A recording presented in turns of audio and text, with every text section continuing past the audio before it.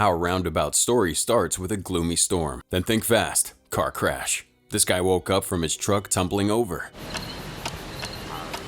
Looks like he takes the long route and does the walk of shame until this hatchback has his back. Quite literally, cause he almost gets run over by it. He goes over to the driver to check if she's okay, and newsflash, her pupils are gone. Looks like she's not alright.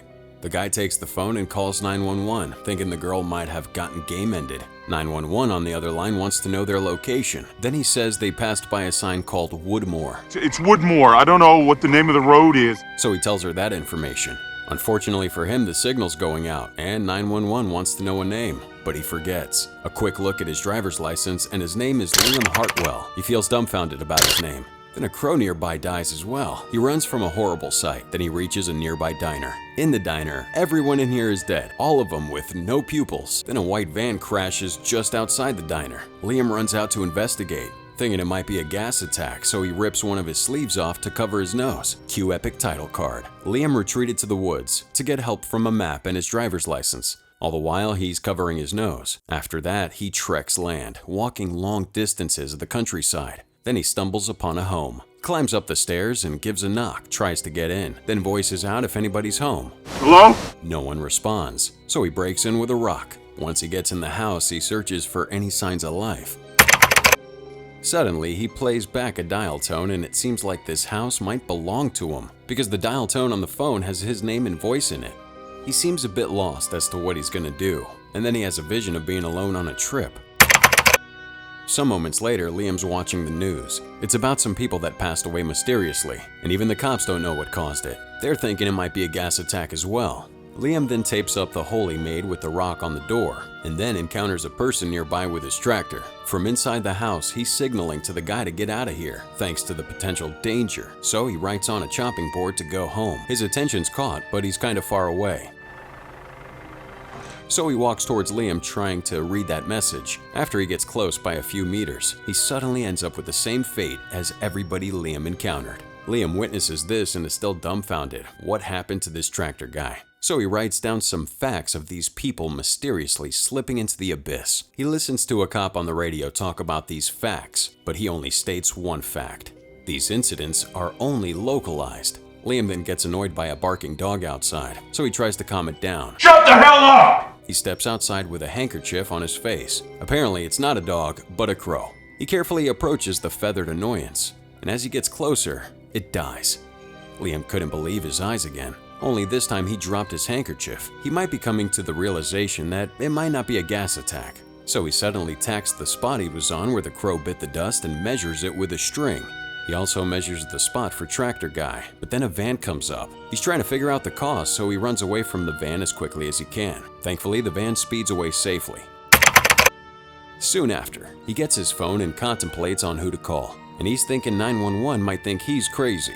So he goes to a shed and gets to work on something, stapling some sheets to the windows. Hours pass by, and Liam hides as he sees some unwanted guests near his humble abode.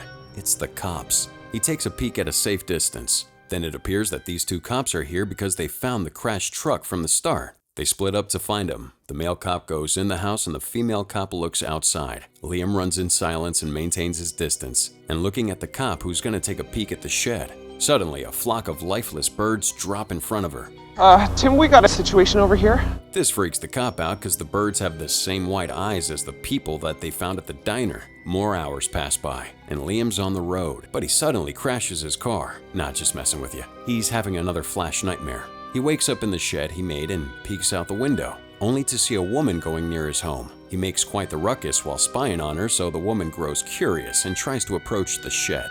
He's hoping she doesn't get any closer, really begging that she doesn't get any closer. Miraculously, he hears a knock on the shed's door and it's the woman. She's right next to him, but she hasn't rotted away. She asks if he knows who she is, which Liam doesn't.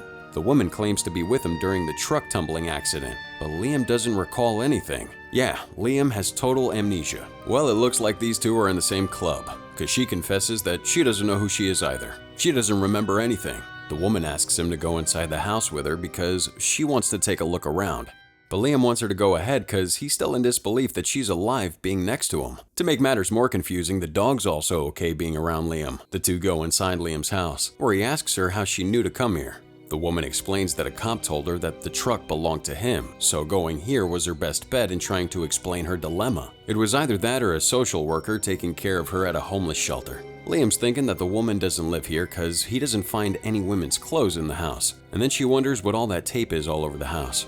Liam replies that it's his paranoia getting the best of him because of the rumored virus all over the news. The woman goes through things in the home, even the laptop. So do you know your password? But even he doesn't know the password. Soon she finds some medication for Liam in the bathroom, and then wonders why Liam was at the shed. Suddenly, a brief memory of the woman getting in the truck with Liam. He remembers a place called either Smithburg or Oakdale. Then they try to map out these places, and Liam says it's at a bridge at a county line. Some hours pass by and they leave to go there using a car. During the drive, the woman's staring way too much at Liam, and she's just trying to figure out who or what they are. Liam then asks her what he should call her, and she tells him Jane Doe, a name she got used to.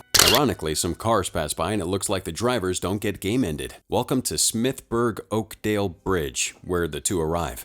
They walk to that bridge slowly, and Jane doesn't remember a thing about this place. Liam's insisting they were there, but she doesn't remember. Liam also doesn't know if he knows this person or not. He's just driven by the fact that he feels like he kinda knew her. Jane recalls a dream where she was in a hospital and that she was at the mall with her family and just fitting for Santa's lap. She says she even pulled Santa's lap and then ran to the parking lot. That's really the only thing she remembers from her dream. Jane suddenly remembers a night she was with Liam on the bridge, and she recalls that she threw a piece of paper into the water. She feels like she left something behind that night. According to Liam, the cops didn't find anything in the truck, so they're gonna go and investigate the crash site instead. During the ride here, the two hear the news about the supposed lifeless bodies being caused by something likely man-made. Soon enough, they arrive at that crash site, and Jane says that there's another car that went off-road during the crash and might have been game-ended by the supposed virus, but that's all she knows. They trek down to the crash site, where they find a giant patch of land that's completely black. Liam examines the place and it doesn't look like a fire because the plants aren't scorched, just painted black. Another memory flashes at Liam, and it was the crash with Jane, but in the same spot in the rain. Liam's then asking Jane to point out where she was during the crash, and she says she was near the edge of the circle. Liam then confesses that he awoke from that crash and he began to experience something weird. Anything living that would come within a few meters of him would suddenly be lifeless. All the bodies found in the news, all his handiwork. Jane, of course, reacts in disbelief, even if Liam is telling her that it's weird that she's still alive, but Jane flees. Liam tries to apologize, even if he has no control of it, and Jane gets mad at him.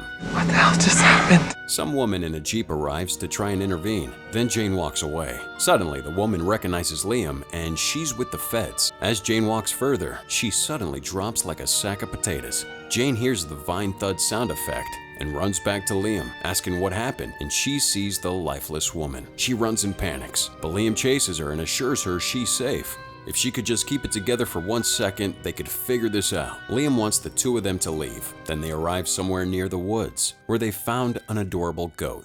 Liam's asking her to back away from him slowly, as he stays with the goat. And when she gets far enough, boom, the adorable goat, now ghost goat. Jane runs back, trying to think what happened, but Liam's guessing that he can kill anyone within a set radius. But Jane's presence negates that effect. Liam then says they gotta get to the hospital to try and sort this one out. We have to do this. But Jane thinks that's a bad idea, because she's there after the crash and they discovered nothing weird about her. Liam still insists on going to that hospital and turning himself in to the police. Looks like Jane doesn't have a choice, so they're off. They arrive at the streets, and before entering that hospital, Liam apologizes, but Jane thinks that they're in this together now. A doctor comes in to examine Liam, then he orders him to go for a CT scan. They get to the machine and everything's set, but the nurse wants Jane to step outside. Of course, she can't do that. They convince the nurse for Jane just to stay with her so she could be near Liam. The machine takes him, and the scan's successful. They wait, and Jane says that it seems like the nurse didn't react to anything weird during that test. Then Liam catches the news on TV, and it says the feds have found that lady cop's body earlier. Her son testifies that she heard her say the name Liam Hartwell before everything went quiet. This gets worse as they found some rotting farmer just outside his house, and now the feds have declared a manhunt for him. Liam and Jane panic to get out of there, but see the cops asking around for him. Liam still wants to turn himself in and explain, but Jane argues that they're not going to hear him out since he kind of killed one of their kind. The doctor comes over and tells him to come with him for a slow consultation about that CT scan result. But they don't have time for this. The one time are closing in. Liam forces it out of the doctor, so he spills and says there's nothing wrong with him. Well, he's in disbelief, but Jane forces him to run with her, and the coppers see him. They hide at an obscure part of the hospital, where Jane finds a plethora of missing person posters. Then she remembers something. The paper she threw from the bridge was her own missing poster. Jane gets too distracted and misses the elevator with Liam and a bunch of hospital personnel. That's not good. It's a race going downstairs now, and Jane books it for the stairs. Liam, on the other hand, warns the other people in the elevator with him to run outside the elevator. Get out! Jane was just about to catch him, but the door shuts, so it's back to running. Jane keeps running and checks the elevator so she can still be within range, and she finally catches him and gives him a hug. Liam says no one got hurt, so it's all good. Suddenly, he sees the cops move in, so they take a little detour. They run outside the hospital and then make it back to their car. They reach some private property and Jane recalls that she's a missing person. I was missing. She doesn't feel like she should go back, so Liam declares that they're both tired and should get some rest. It's the early morning, and it looks like they slept in the car for the night, but it seems that Jane might be a little sleep deprived. Liam remembers a bit of the car accident they had and gets shocked enough to wake up. As he was sleeping, he gets a little touchy with Jane, but he retracts his hand. Liam takes a walk some time later, while Jane listens to the radio. The news reveals that Liam was seen with a woman named Rose Gerwood, as her husband says that's her name after seeing the security footage. The husband is begging to the press for her to come home and turn herself in. Jane, or Rose now, reveals what she heard to Liam and is now asking for them to turn themselves in because it might help get her memory back. Liam agrees, but he also wants her to go alone, declaring himself as a ticking time bomb. Rose disagrees with that. She's insisting for him to come with her because she needs him. With puppy eyes out, Liam has no choice but to stick with her. Rose picks up a map along the way, and then they head for this guy's house. It's Sam Gerwood, Rose's alleged husband. He's happy to see her, but she just tells him to get in the car. Cautious about NTR, Sam is sketchy and even tries to grapple Rose away from that car. But he tells him if she really trusts her, he'd get in the car with her, so he follows. Rose says she needs his help, and they drive off somewhere far, where Rose recaps everything to him. Of course he doesn't believe her, but even I don't know why these characters are not asking for proof. Rose really doesn't remember him. You don't remember who I am. But he still buys none of it and threatens to call the police. Sam won't shut up. So Liam decides to show him a magic trick with some pigeons. Their lives will now disappear. With a few steps from Liam and a slow recoil from Sam, ta-da! Rose asks if he's trustworthy. And much later on, Sam takes him to a vacant shop where they plan to stay until the media about this whole incident fades away. Sam's tasked to get rid of the car as evidence, and he takes it to a scrapyard while the two stay behind. Hours pass and the two watch the news that eyewitness accounts have surfaced of them being in a loving embrace, so now the people don't know if Rose is a victim or an accomplice. Then in the shop, they find another missing poster of Rose. But her name here is Lily Grayson. Jeez, how many names you have, lady? She's been missing for over a year, and Sam catches him now. He reveals that it's Rose's twin sister, and they talk in private, while being in the radius of Liam, that she just went missing one day. Apparently, Rose was the one who made the missing posters of Lily, and she was really depressed about her disappearance. Apparently, they had a fight and she stormed off, assuming that was before she forgot everything. Rose remembers throwing the poster. Then Liam comes in when she was about to commit Sudoku. Just go! Liam tries to stop Rose from doing it, and he offers her a ride to anywhere she wants to go, and she accepts the offer. When they get in the car, Rose asks him to take her anywhere. Then they have a proper introduction with one another. Snap back to reality and Rose remembers. She's asking for some food, so Sam gets some. Brought you some things. Rose reveals the memory from the bridge. Much later, Rose falls asleep on Liam's lap. Then Sam witnesses this as he bought her food. Liam gets the rest of the supplies and Sam gets jealous, of course, and is asking how the two met, to which she replies that it's complicated. How is this guy saved my life complicated? Anyways, while getting the sleeping bags, Liam remembers a place where he took Rose during that night. He asks for a map from Sam. Then they plan to head out to a secret spot. The problem is that it's just the two of them, not including Sam. This makes Sam mad and he storms off. Later on, Rose finds a gooey notebook full of Sam's feelings. Despite this, Rose finds it useful. Sadly, Sam admits that he snitched and they have to leave now. Too bad, because they all get booked by the cops. They get separated by him, despite their desperate plea, and let the bodies hit the floor. Liam reunites with the other two, and they leave while Sam gets left to take the fall. The two drive out, stopping at a convenience store, where they find out from the news that a freak space storm hitting a satellite might have caused their anomalies. The two leave, and someone follows them. They arrive at Liam's secret shed, but Liam goes for some daytime drinking, thinking about what if they don't find a cure. He's weighed by the guilt of potentially being in prison with someone as innocent as Rose, but she doesn't mind. Liam takes a walk at a nearby lake, and Rose finds a notebook hidden in the furnace. The notebook has a lot of missing people posters, including Lily's.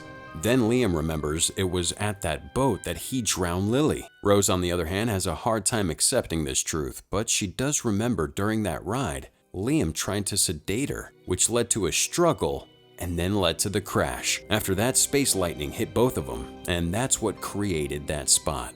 Liam can't believe what he just remembered, and Rose has him at gunpoint with a shotgun. She demands to know where Lily is. Where is she? And figures out that she's at the bottom of the lake. So she gets Liam to do the dirty work, but he's still in disbelief, so Rose fires a warning shot. Soon she takes him back, but some rednecks come to crash that party. They take him as hostages and beat Liam for the damage he's done. Liam creates some distance between them, then most of them slip into that abyss. This one guy survives, but Rose makes a run for it, so he shoots her. Liam tries to tend Rose's wound, even though she doesn't want it, and then he takes her to a car where he brings her to a hospital. She's gurneyed away, and Liam ends himself, while Rose is left crying. And we've gone full circle, because that was it for Radius. What do you guys think about this social distancing of a movie? Let us know in the comments below using that hashtag #CinemaRecap. This was Radius by EMA Films, starring Diego Klantenhoff, Charlotte Sullivan, and Brett Donahue. Until that next space lightning storm, farewell.